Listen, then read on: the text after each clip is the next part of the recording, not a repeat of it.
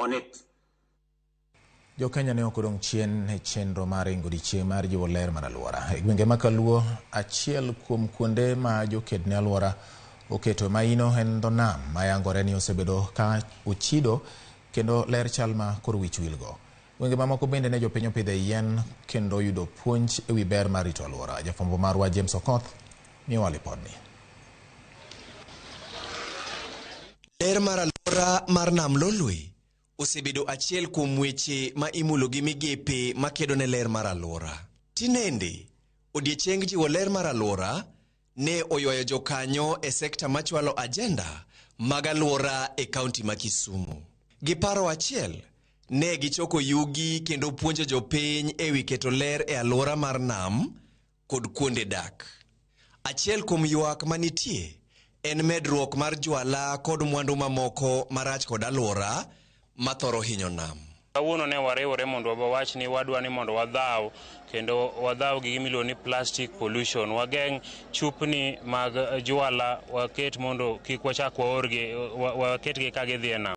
Lake Victoria othung' ahinya kendo kore othung' ma ka wagolo chupni ma wasebet kwa keto to Lake Victoria biro bedo ka kore oyweyo. Odiechieng' ma kawuono ne wadhi yalo nyasi mar rito alwora e dala mar Dunga e Nyalenda Bika kendo wa gi puonj mopogore opogore ka kono Rowere ni apart from the lesson we learn here, wadhi temo mondo wadhi e community kaachiel kod schools mondo wapuonj Rowere kaachiel kod nyithindo mondo gibed ka ginyalo rito alwora, nikech alwora maler nyalo kelo ngima maber ne nyithindo kaachiel kod joma dongo duto te.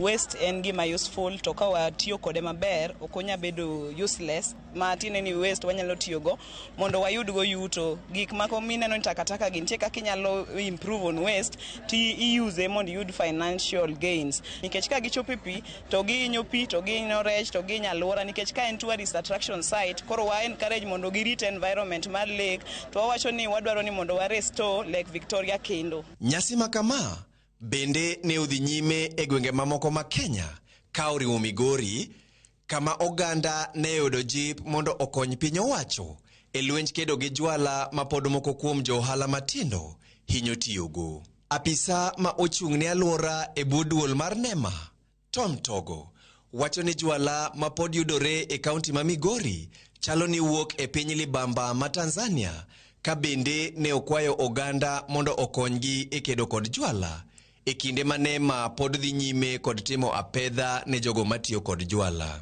As NEMA, we do continuous enforcement. We have arrested quite a number of people. We are in court with them.